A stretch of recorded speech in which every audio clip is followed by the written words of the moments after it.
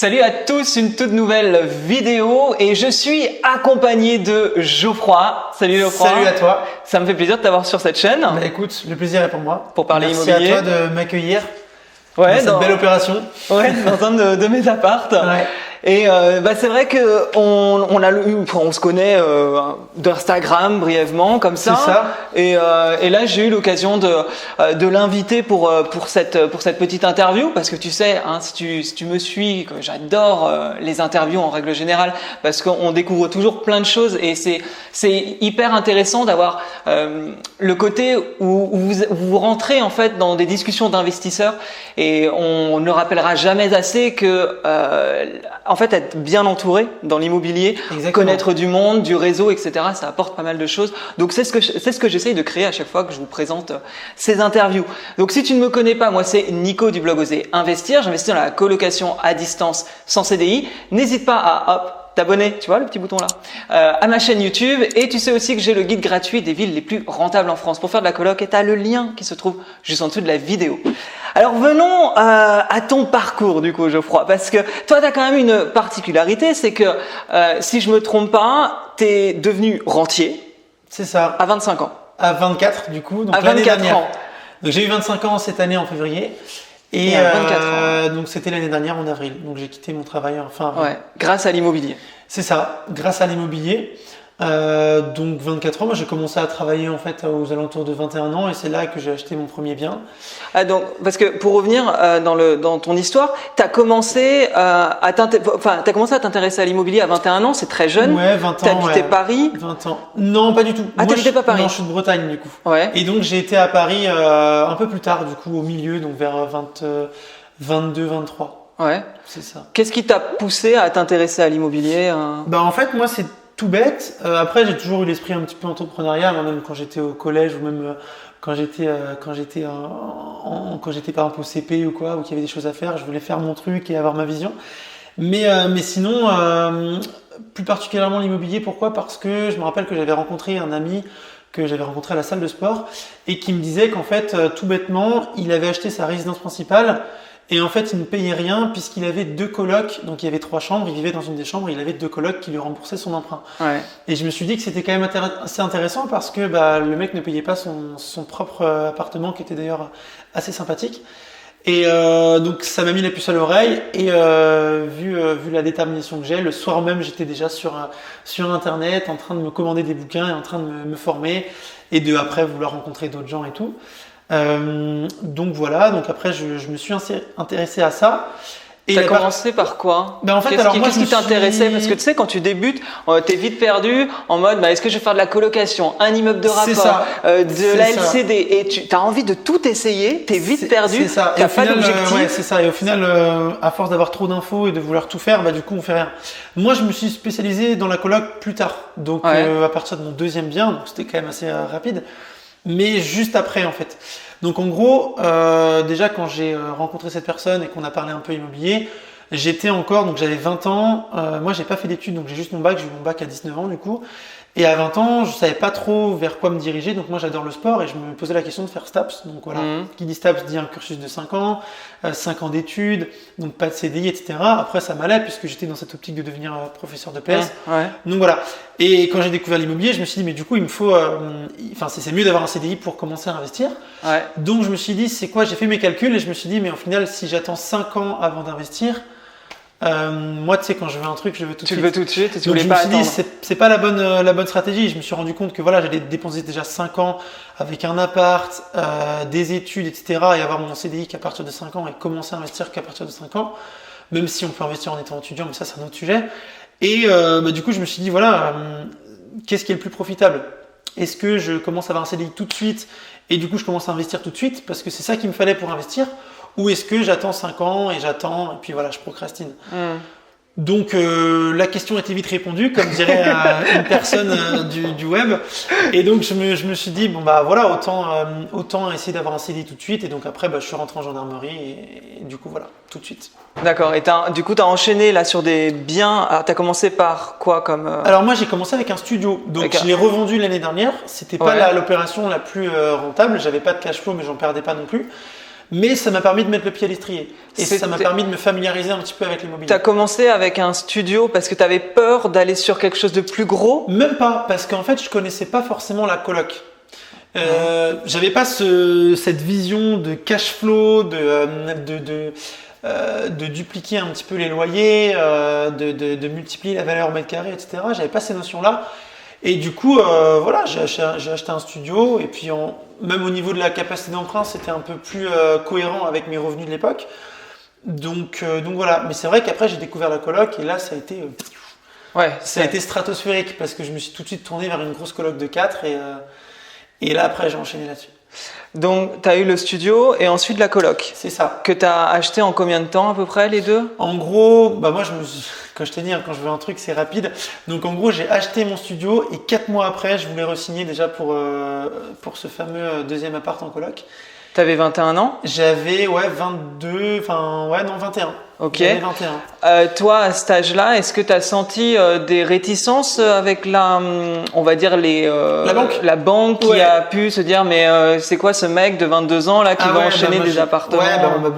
On m'a souvent dit, et même encore maintenant, parfois, que après tout évolue, mais que c'était un peu prématuré, que j'allais trop vite. Qu'ils n'avaient pas encore assez de recul aussi avec le patrimoine que j'avais déjà. Bon, là, j'avais qu'un studio en l'occurrence. Ouais. Mais ma banque qui m'avait suivi sur ce studio, clairement, m'a dit qu'il fallait attendre. Il fallait attendre 1 an.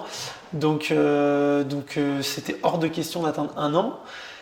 Ça, c'était clair et net. Donc, je suis allé voir d'autres banques. Ça a été compliqué pour le financement parce que là, d'un studio à un T5, en plus, dans une grosse ville en Bretagne, c'était tout de suite, les prix au mètre carré, c'était complètement différent.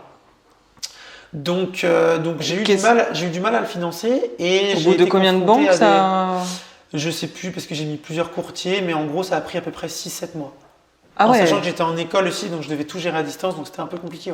D'accord, donc j'ai mis plusieurs courtiers, j'ai eu plusieurs banques, j'ai fait vraiment beaucoup d'interlocuteurs et c'est vrai que je suis tombé sur des expériences un peu, tu vois, un banquier par exemple parce qu'en fait cet appartement il était déjà loué.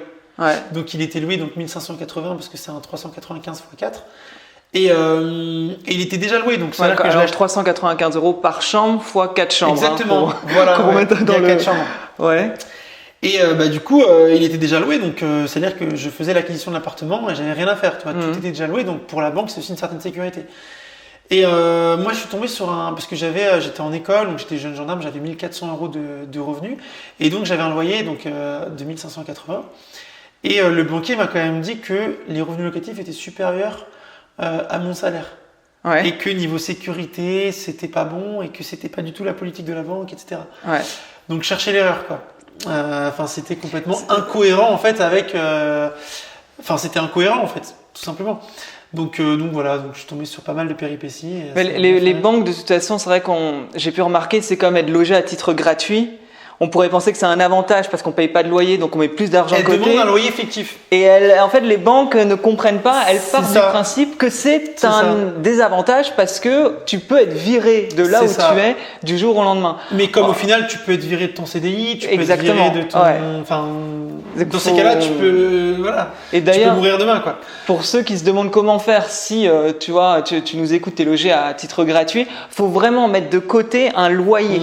Vraiment, tous les mois, tu mettre de côté un loyer pour prouver à la banque que tu pourrais payer un loyer si tu étais viré de là où tu es. Ils peuvent te demander aussi un loyer fictif et le faire rentrer en compte dans le calcul de l'endettement. Ça m'est arrivé aussi. Ok. Donc, tu arrives à avoir cette coloc, du coup, tu as ton financement. Alors en fait, moi, j'ai fait un peu deux opérations en même temps, donc avec ma deuxième et ma troisième coloc. Ah oui, ok. Parce que j'arrivais pas justement à avoir le financement pour... Du premier. J'arrivais pas à avoir le financement de la deuxième coloc et je me suis dit je vais pas finir l'année donc c'était en avril-mai et donc je voulais absolument pas finir l'année sans un deuxième bien. Il fallait absolument que d'avoir un deuxième bien. Et donc je me suis dit donc je sentais que ça sentait un petit peu le roussi, que c'était compliqué même si je suis quelqu'un de persévérant, tu vois. Donc je sentais que c'était compliqué, donc je me suis dit je vais aller sur un autre projet avec un prix au mètre carré et un prix d'achat beaucoup plus faible, donc un 3 chambres. Et en fait au final j'ai eu les deux. D'accord. Donc j'ai eu à peu par la près même 2 banque mois de... ou Non, t'as pas fait par ça la même par banque. deux banques Ouais, différentes. Donc avec un intervalle de 2-3 mois à peu près. Ouais. Mais du coup, au final, j'ai eu les deux. Donc une première coloc qui était déjà clé en main. C'est ça. Et une deuxième où il y avait des travaux. Deuxième, alors il y a eu quelques travaux, mais surtout le mobilier et un petit peu de travaux.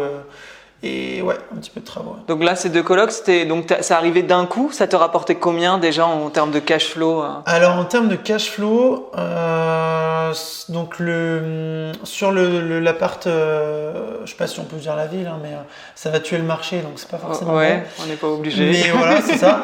Mais sur cette opération-là, je suis à peu près à 600 et quelques de cash flow. Et l'autre, du coup, donc après, j'avais refait des travaux entre-temps, donc j'ai augmenté aussi un petit peu le loyer. Et j'ai réussi aussi à remodifier, en fait, à renégocier mon financement. Donc j'ai baissé mes mensualités, donc j'ai augmenté un petit peu mon loyer et baissé mes mensualités. Donc là, à l'heure aujourd'hui, on est à peu près à entre 400 et 500 de cash flow. Ouais, ok. Donc tout ça, tu étais à Paris quand t'as fait ces opérations? Ouais, c'est ça, ouais. Donc tu les faisais à distance? C'est ça, parce que moi, ma dernière opération, c'était juste avant de partir. Et c'était l'année dernière. D'accord. Donc tu as vraiment investi dans des opérations à cash flow en étant de Paris? C'est ça. Comment tu t'es débrouillé? Parce qu'il y a toujours ce truc, et j'en parle en connaissance de cause puisque j'habite Paris, investissant à distance. Souvent les gens ont peur, les gens savent pas comment faire, et puis aller investir dans une ville que tu connais pas, ben ça fait peur. C'est ça. Toi, comment t'as géré ça? Eh ben moi en fait, c'est déjà j'avais fait une bonne étude de marché dans mes villes en question. J'avais fait une bonne étude de marché, je m'étais bien renseigné, j'avais fait tout ce qu'il fallait. Et après, c'est dans ma région, donc je revenais aussi parfois, même si c'était des villes que je connaissais. Enfin, il y en a une que je connaissais moins bien que l'autre. Mais après, c'est facile de gérer à distance. Tu vois, moi, typiquement, le troisième bien, du coup, en coloc, avec les 3 chambres, j'ai jamais vu ma banquière. Ouais. J'ai jamais vu ma banquière. Tout s'est fait à distance. Il y a des signatures, maintenant, tu peux les faire à distance. Surtout pour la partie visite, qui fait partie de l'étude de marché, au final. C'est cette partie-là qui va être vraiment importante. Et je sais qu'il y a des gens et des investisseurs, et ça pourrait m'arriver parce que je sais qu'on peut avoir tendance à, on trouve une perle rare et on se dit voilà, on ne visite pas et on fait comme ça. Mais faut quand même aller visiter. Donc c'est surtout cette partie-là qui va être intéressante et importante à faire. Après, tout ce qui va être signature, financement, ça tu peux le faire à distance. Et quand bien même après au niveau de tes locations, si tu as des trucs à gérer, moi ça m'est déjà arrivé de je sais pas, remplacer un frigo, etc. Tout se fait à distance. Et trouver le bien, tu faisais comment? Alors, soit t'as utilisé un chasseur ou non, toute la partie visite. Après, je connaissais les secteurs, surtout dans une des villes. Ouais. Je connaissais bien le secteur étudiant, donc je savais que cette partie-là, ce secteur-là, c'était un petit peu le campus étudiant. Donc tu allais le week-end, c'est ça? C'était l'idée? Ouais, c'est ça. Le week-end, dès que j'avais une dispo, j'allais faire des visites et Après, j'essayais de tout condenser, c'est-à-dire que dès que j'avais une dispo, je condensais toutes mes visites, c'est-à-dire que je faisais 10-15 visites. Ça peut paraître, tu vois, quand tu le dis comme ça peut paraître hyper simple, le truc de je vais faire des visites. Ouais. Mais j'ai remarqué quand même que ça demande une motivation. C'est-à-dire que tu te dis pas, tiens, ce week-end, je vais partir à 3 heures de chez moi, faire 15 visites, parce que plutôt que d'aller voir mes potes, de regarder Netflix. Non, mais là, c'est complètement c'est complètement de la discipline en fait. Mais c'est ça en fait l'entrepreneuriat, le business. En fait, l'immobilier c'est un business à part entière. C'est un business à part entière. T'es chef d'entreprise, tu gères en fait ton business. Donc c'est aussi de l'entrepreneuriat. Et en fait, il faut le maître mot, c'est la discipline. Parce que c'est toi qui gères tout. Et si tu te lèves pas pour aller faire les visites, ça va pas tomber du ciel et tu vas pas. À moins après, tu peux prendre un chasseur, tu peux déléguer, mais c'est bien aussi au début, et c'est ce que je recommande aussi aux personnes que j'accompagne, c'est d'aller au moins une fois ou plusieurs fois, d'aller visiter, d'aller se confronter en fait à la réalité du terrain. Parce que c'est comme ça aussi que tu prends de l'expérience. Moi, j'ai rencontré énormément d'agents immobiliers, j'ai rencontré énormément de courtiers, même des particuliers qui m'ont appris énormément de choses sur le secteur, sur ce qu'ils faisaient aussi. J'ai rencontré le deuxième appartement que j'ai acheté, c'est un rentier. Ouais, et c'est un gars qui était au Pompiers de Paris. Et pareil, il était donc moi j'étais un peu en mode émerveillé. Et justement, ça me chauffait. Et en fait, donc pareil, il était en bout de 9 ans, il est parti. Et il était rentier, il faisait que ça, donc il vendait justement pour après réarbitrer son patrimoine et racheter plus gros. Donc voilà, mais il faut quand même se confronter à la réalité du terrain. Souvent, c'est ce que je dis avec même l'étude de marché, c'est que rencontrer des agents IMO, on apprend à connaître la ville, mais en 2 secondes. Ah ouais, non mais le réseau. Ils parlent, ils réseau, expliquent les quartiers. Enfin, souvent les gens ont peur de connaître une ville, mais allez passer un week-end, faites des visites. Là, on connaît tout. Et même avec les commerçants du coin, avec plein de choses. Moi, je sais que il y a une agence immobilière qui est dans l'un des immeubles où j'ai mon appartement. Parce que j'ai réinvesti, du coup, j'ai 2 apparts dans cette ville-là, où j'ai l'appart de 3 chambres. Et donc il y a une agence immobilière. Et l'année d'après, du coup, je suis revenu dans cette agence, même si j'avais pas acheté via cette agence, mais je suis revenu là-bas et je leur ai dit voilà comment se passe le marché. Il m'a dit mais oui monsieur, il y a pas de souci parce qu'elle me connaissait, on va visiter ensemble et tout. Donc et c'est un réseau qui est super important parce que voilà, même s'ils doivent t'envoyer des annonces, etc.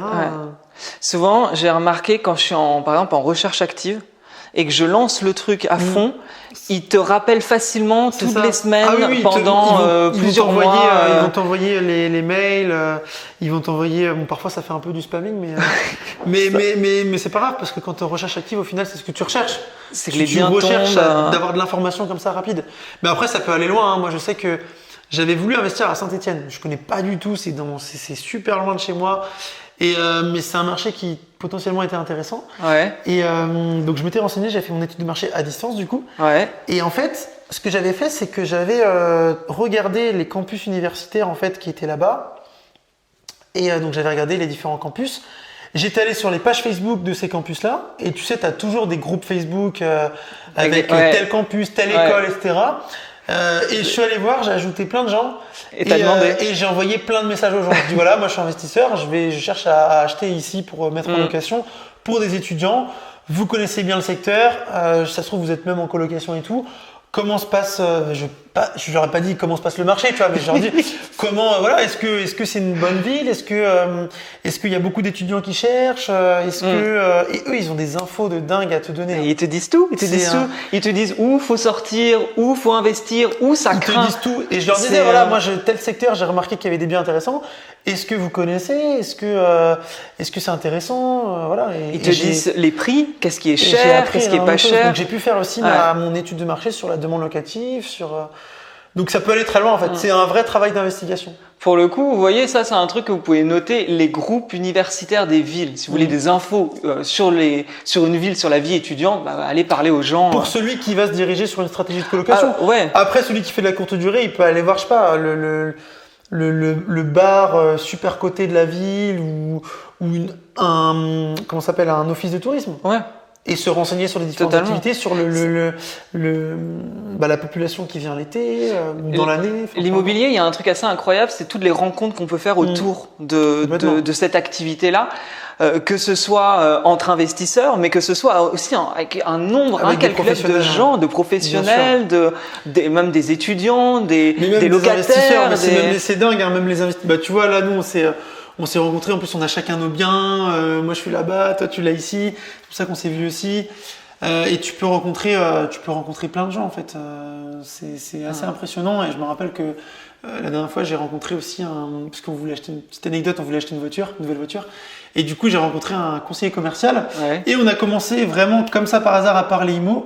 Et lui il s'avère qu'il a des biens aussi dans la ville où j'habite et voilà donc tu développes en fait ton réseau d'investisseurs qui est super important parce que lui par exemple il va connaître des artisans avec qui il travaille, il va connaître un courtier avec qui il a travaillé qui a eu des super conditions, donc en fait tu développes ton réseau de manière assez significative.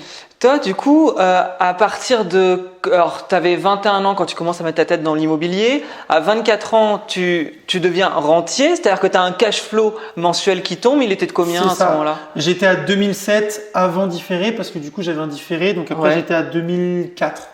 2300 et quelques. Différé, je le rappelle, mais vous le savez, c'est le report de crédit qu'on peut faire grâce à des travaux et on peut avoir des différés de 6 mois, 1 an, 2 ans, voire même 3 ans où on paye pas son crédit ou que les intérêts, ce qui permet de rentrer la totalité du loyer par mois, ce qui est quand même un levier qui est, à mon sens, et je le dis assez souvent sur ma chaîne, ultra puissant. C'est une arme fatale. Le différé, et quand bien même tes travaux durent peut-être 2 mois, et tu as un différé d'1 an, donc moi c'était le cas. c'est quand même très très puissant. Donc là, tu arrives à avoir ça. Tu avais combien d'appart pour obtenir J'en avais 8, parce que donc j'en avais 9, j'en ai revendu un, donc du coup j'en avais 8. Attends, parce que moi j'étais resté sur les colocs, Ouais, j'étais non, resté alors, sur le studio. C'était pas l'opération, c'était pas les dernières opérations. Du coup, après, j'ai acheté en fait un lot de 5 studios. Ah, ok. Donc en fait, j'ai eu un studio que j'ai Ouais. revendu, mais j'ai revendu plus tard. Donc une fois que j'avais aussi mes 5 lots de studio. Donc j'avais le studio, j'avais les 2 apparts que j'ai fait en simultané entre guillemets. Donc voilà. Les colocs du coup, donc coloc de 4, coloc de 3. Ouais. Ensuite, j'ai acheté 5 studios, donc que j'ai acheté en gros. Et ensuite, ma dernière opération, c'était aussi une coloc de 4. Dans Alors, la même ville que. tu me dis que tu as acheté des studios, mais j'ai cru comprendre en off que tu n'étais pas pour la location courte durée. Ah, je fais pas de courte durée dedans. Mais justement, pourquoi t'as pas eu envie de booster, toi qui boostes la rentabilité de des grands, enfin des apparts avec de l'espace, avec la colocation, pourquoi t'as pas eu envie de booster la rentabilité sur des studios? La rentabilité a été déjà boostée dans le sens, et c'est pour ça que je me suis tourné vers ce type de bien, parce que c'est pas mes meilleures opérations. Ouais.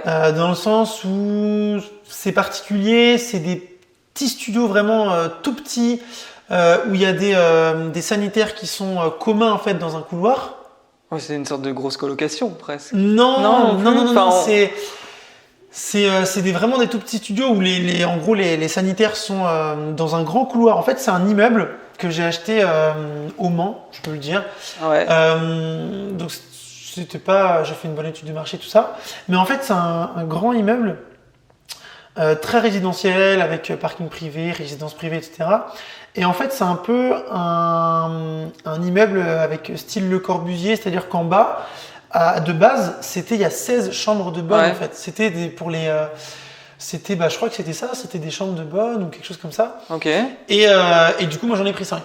Ok. Et en fait, la rentabilité était vraiment très forte, surtout en termes de cash flow, parce que c'est un lot tout entier en fait de 5 studios que j'ai acheté 63 000 €. D'accord. Avec une rentrée locative donc avant, parce qu'après j'avais augmenté les loyers, de 1050 €. Ah ouais, ok. Donc, et j'avais un différé. Et t'avais un différé. J'avais un différé avec des mensualités de 300 et quelques. Ouais. Donc c'était super intéressant parce que les charges étaient assez faibles aussi. Ouais. Donc voilà, super cash flow. Mais c'est pas des logements que je mets en courte durée et ça s'y prête pas. Ouais, parce que voilà, c'est une résidence privée un peu pas un peu vieux, mais ça se prête pas pour de la courte durée. Et que t'as revendu du coup ça? Alors j'ai un studio, j'ai un lot que j'ai revendu, ouais, pour l'instant. D'accord. Okay. Peut-être que j'en revendrai d'autres, mais pour l'instant non. C'était intéressant pour réarbitrer un peu mon patrimoine. Ouais, donc c'est intéressant parce que tu as quand même essayé plusieurs choses, mais toi, j'ai l'impression que c'est la colocation qui te parle le plus. Moi, c'est la coloc, et c'est d'ailleurs la raison pour laquelle après mon autre opération, du coup, c'était une coloc de 4. Donc toi, en fait, la colocation, quels sont pour toi les avantages autour d'une colocation, autour de la stratégie de la coloc? Pour moi, la coloc, l'avantage, c'est surtout le fait de bénéficier d'un seul et même endroit où tu vas pouvoir multiplier en fait ta valeur au mètre carré. Donc, tu vas pouvoir avoir plusieurs personnes dans un seul et même endroit. Et moi, c'est quelque chose qui me parle parce que ça reste de la location longue durée. Donc, moi, je suis plus pour la location longue durée. Tu vois, j'ai des gens qui sont dans mes apparts, il y en a, ils restent pendant 2-3 ans. Donc, ça reste de la location de courte durée. Et en plus de ça, c'est quelque chose qui me parle dans le sens où moi, j'avais déjà fait de la colocation un peu quand j'étais plus jeune sur Paris pendant pas longtemps. Donc voilà, c'est un peu friendly, tu vois, c'est pour des étudiants, il y a les parents qui sont derrière. Souvent quand tu fais de la colocation, tu t'adresses vraiment à une typologie de locataire étudiante. C'est pas tout le temps le cas, mais 70% du temps c'est quand même le cas, sauf dans certaines villes qui s'y prêtent. Mais ouais, même 90% du cas ici par exemple, c'est le cas. Et donc, tu as les parents derrière, voilà, c'est quand même assez intéressant. Qu'est-ce que tu vois alors quels sont pour toi les inconvénients de la colocation? Justement, parce que je le dis souvent, enfin, c'est vrai que pour ceux qui regardent cette chaîne régulièrement, je parle souvent de la colocation, il y a du rendement. Je dis souvent, c'est les aspects positifs. Le bon rapport entre le cash flow et les emmerdes.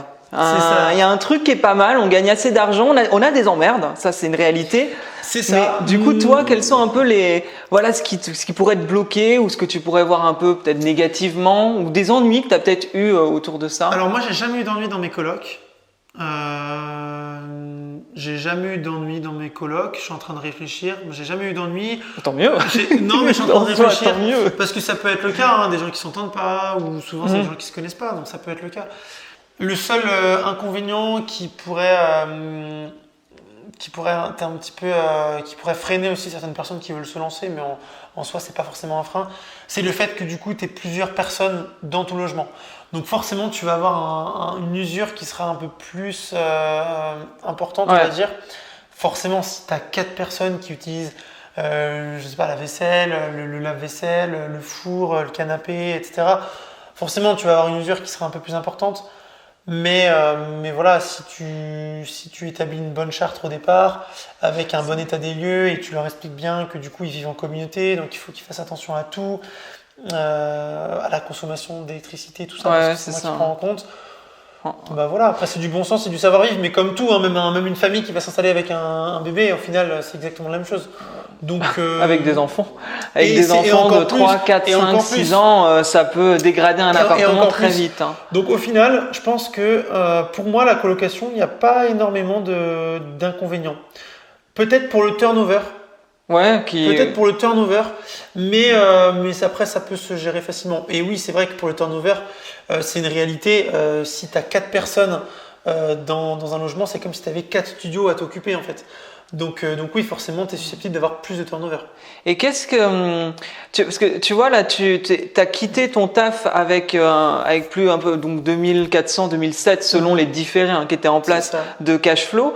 Comment tu voyais les choses? Parce que souvent, en fait, être rentier, tu peux être rentier avec 1200 euros de cash flow et aller élever des chefs dans le Larzac et c'est ok parce que c'est génial comme projet si c'est ce que tu as envie. C'est ça. Par contre, ça va dépendre vraiment de l'objectif de chacun. Et ça, c'est une question que j'ai mis longtemps aussi à répondre, dans le sens où il fallait que je fasse mes calculs, avec combien je partais, est-ce que j'attendais plus longtemps pour faire d'autres opérations, moi le truc aussi c'est que après j'ai lancé d'autres business derrière.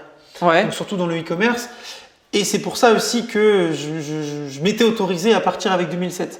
Peut-être que si j'avais pas eu ces autres projets, et si j'étais vraiment en mode je vide mes revenus et je suis en tongs toute l'année, peut-être que je serais resté plus longtemps et je serais parti avec un cash flow plus important. Et j'aurais essayé d'atteindre les 4-5 000 peut-être, pour vraiment être sûr et super bien. C'est intéressant ce que tu dis parce que là, ça montre bien et il faut vraiment que aussi, vous qui regardiez la vidéo, vous compreniez, c'est que Geoffroy utilise l'immobilier pour développer d'autres projets.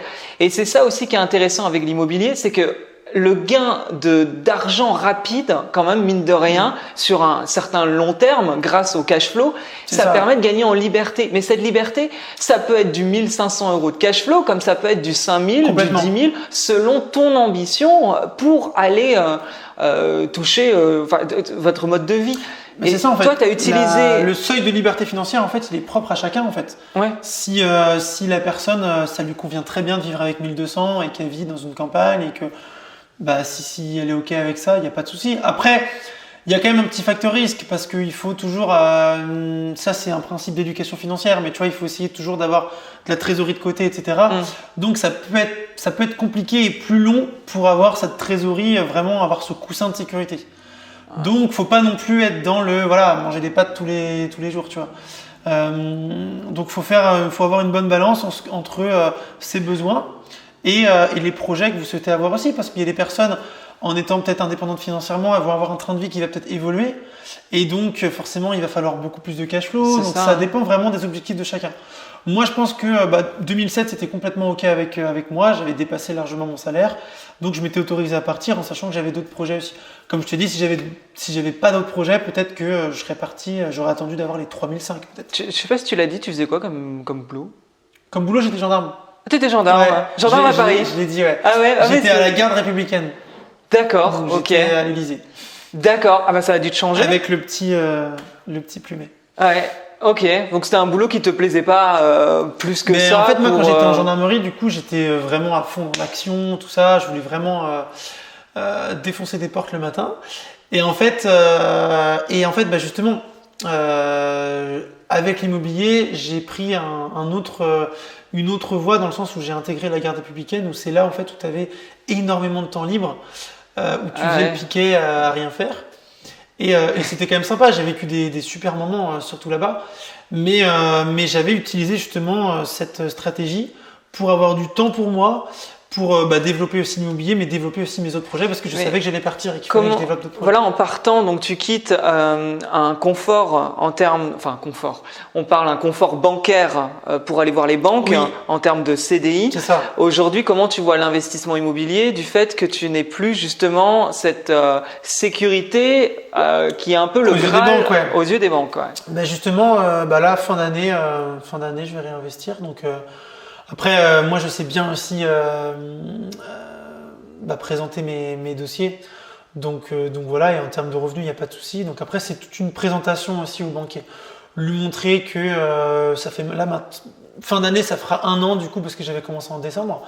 Donc j'ai un peu traîné entre le moment où je suis devenu rentier et le moment où j'ai développé mes projets. Ouais. Donc en décembre, ça fera, là on est en août, donc en décembre, ça fera 1 an. Donc j'aurai 1 an d'activité, j'aurai beaucoup de choses à lui présenter, donc voilà. Après c'est toute une question de présentation aussi au banquier. Ça c'est super important aussi. Oui, enfin là t'as raison, la présentation compte. En fait, moi ce que je retiens vraiment là-dedans, c'est que souvent, et je vois déjà à la limite les gens qui n'auront pas été jusqu'au bout de cette vidéo, qui vont dire mais comment on paye le rentier avec 2000 € de cash flow, là. Mais faut pas oublier que toi, c'est un moyen de développer d'autres projets. Donc c'est vraiment important de mettre ça en avant, parce que beaucoup de gens voient quelqu'un de rentier comme quelqu'un qui vit à Bali et qui ne fait rien d'autre que boire des cocktails tous les soirs. Mais en soi, on pourrait. C'est pas impossible, mais disons que souvent les gens développent aussi d'autres choses, du e-commerce, du business. L'idée aussi, c'est en soi, moi, je pourrais ne rien faire de mes journées, passer mon temps sur la télé ou la PS4. Mais bon, de une, voilà, je serais pas intelligent. Épanoui. Ouais, c'est ça. Je veux dire, c'est pas un kiff. Et puis, deuxièmement, moi, tu vois, l'immobilier, ça me permet de développer d'autres projets, mais mes autres projets me permettent de développer l'immobilier aussi. Ouais, dans le sens où mes autres projets, ça m'apporte d'autres revenus, donc ça me fait augmenter ma trésorerie, et donc derrière, je peux l'utiliser dans l'immobilier. Donc, tu vois, en fait, c'est vraiment complémentaire. Et puis surtout, c'est aussi un plaisir, tu vois, de pouvoir développer d'autres projets avec toujours cette notion d'automatisme, en fait, d'automatiser les processus et de pas me créer un autre boulot, en fait. Ouais. C'est surtout ça aussi. Je voulais pas non plus quitter mon travail pour m'en recréer un. Donc j'ai toujours cette notion d'automatisation où, tu vois, je développe des projets dans le e-commerce. Donc ça, c'est quand même géré à distance, géré en ligne, etc.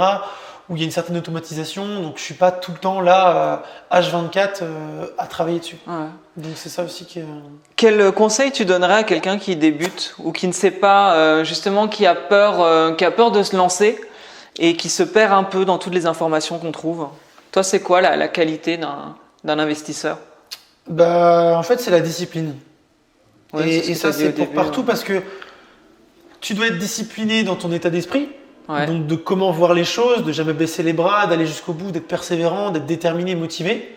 Et tu dois être discipliné aussi dans ton travail d'études de marché, de te former à l'immobilier, de bien étudier ton marché, de bien utiliser la bonne stratégie, la fiscalité, etc. Donc en fait, c'est la discipline qui prime surtout, en fait. Et c'est ça qui permet... c'est ça qui fait la différence entre deux personnes, une qui réussit, une qui échoue, et je pense dans tous les domaines. Une personne... les plus gros sportifs de haut niveau te le diront... ce qui fait la différence entre une personne qui va réussir et l'autre qui va échouer, ça va être le mental. Ouais. La discipline, être discipliné. Tu vois Cristiano Ronaldo, le mec qui vient 1 heure avant l'entraînement, c'est lui qui repart en dernier. Et c'est ça, en fait, c'est le travail, c'est la discipline, être motivé, déterminé, parce qu'au final, on est tous avec 2 bras, 2 jambes, le même cerveau, et on est tous aptes à faire la même chose. Donc ça va être simplement une histoire de discipline. Et si tu es discipliné, tu vas apprendre de nouvelles choses. Si tu es discipliné, tu vas savoir comment le faire. Et si tu es discipliné, tu vas être motivé pour le faire et pour aller chercher des résultats. Ouais.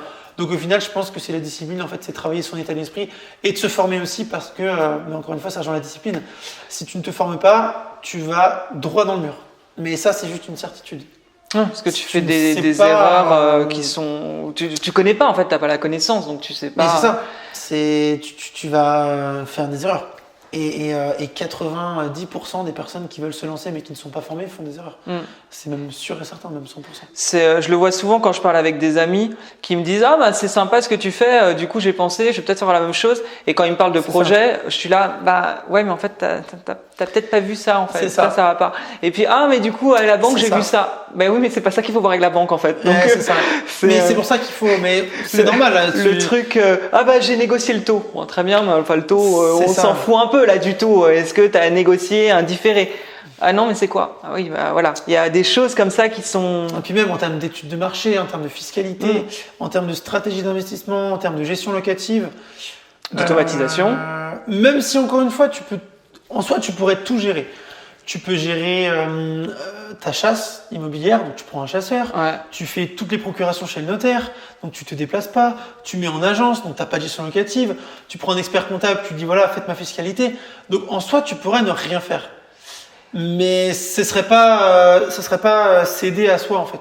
Ouais, mais tu as intérêt d'être hyper bon en termes de cash flow parce que quand tu délègues tout, ça a un prix. Ça a un prix. Parce que déjà de une, ça a un prix et de deux, il faut savoir bien le déléguer aussi. Oui, ouais. Donc le mec qui va se lancer dans la courte durée, faut savoir bien le déléguer. Il faut prendre une bonne agence de conciergerie, il faut savoir automatiser les choses. Donc et puis même, c'est pas rendre service à la personne dans le sens où du coup tu sais pas comment ça marche. Tu sais pas comment ça marche, donc si derrière tu dois le refaire, tu sais pas comment les choses sont faites en fait. Donc voilà, c'est pas.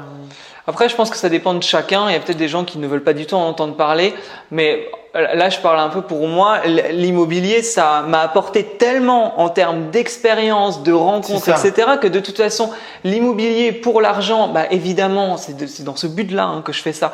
Mais en fait, j'ai été presque autant enrichi en termes de rencontres. Ça peut faire phrase un peu bisounours. Je sais qu'en termes de cash flow.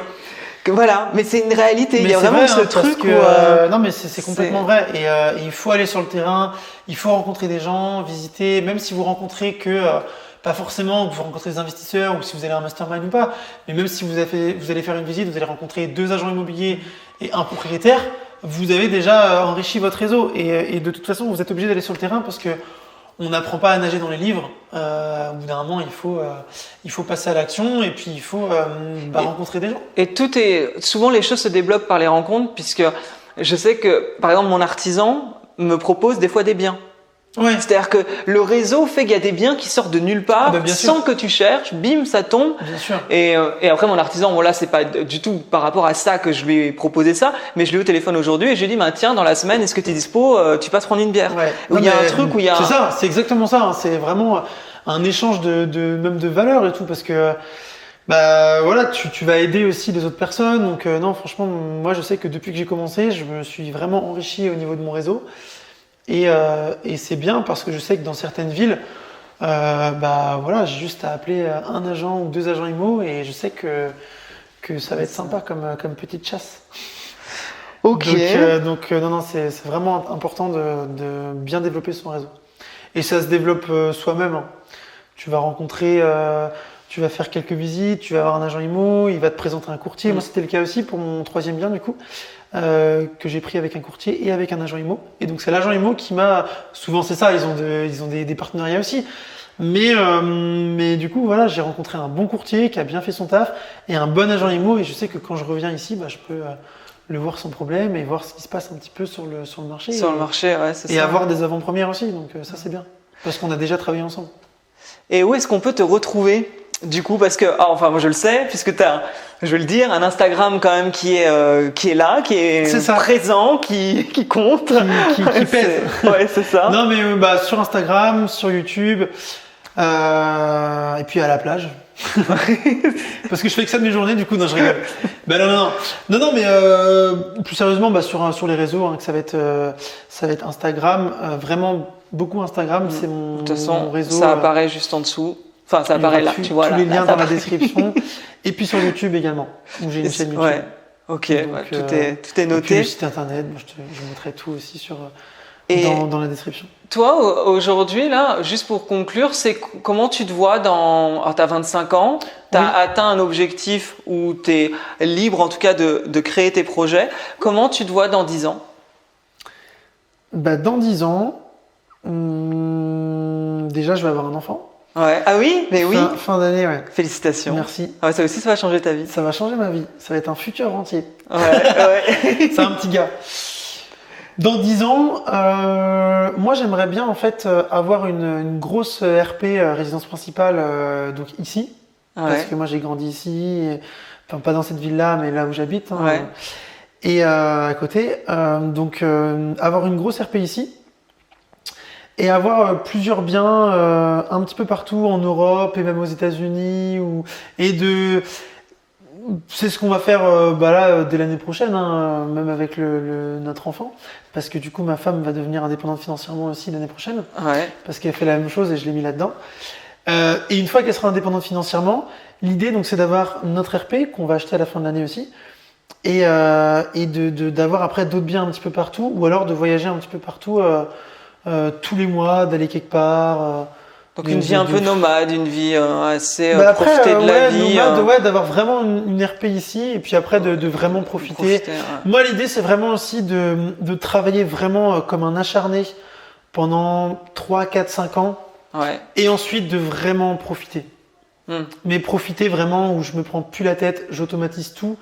Et c'est pas que je fais plus rien parce que j'ai aussi une communauté derrière j'ai une grosse communauté notamment sur Instagram ou même sur YouTube et donc je sais que voilà je serai toujours là pour leur apporter de la valeur, tourner des vidéos, leur apporter du contenu, partager ce que je fais mais voilà je me prendrai moins la tête avec tout ce qui est e-commerce, business en ligne et là pour le coup j'automatiserai les choses, c'est-à-dire que je prendrai un chasseur, je prendrai une agence IMO, je prendrai tout ça.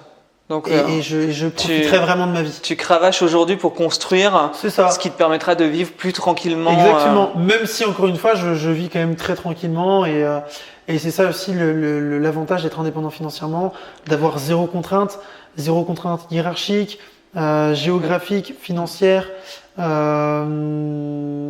Puis soyons honnêtes, t'as 25 ans, tu te ferais chier si t'avais tu ferais rien, c'est pas. Mais l'idée c'est de faire ça et peut-être me tourner aussi vers d'autres projets, tu vois, j'aimerais bien par exemple ouvrir une salle de sport ou tu sais des projets un peu plus je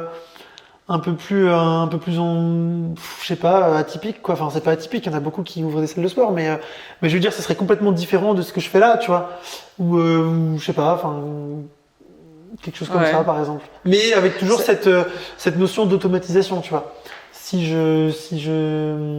En fait, c'est suivre tes intuitions et tes envies c'est ça, au fur et à mesure que les choses arrivent, que les expériences se passent, ça te nourrit et ça t'amène sur de nouvelles pistes quoi. Et puis toujours avoir de plus en plus de biens chaque année.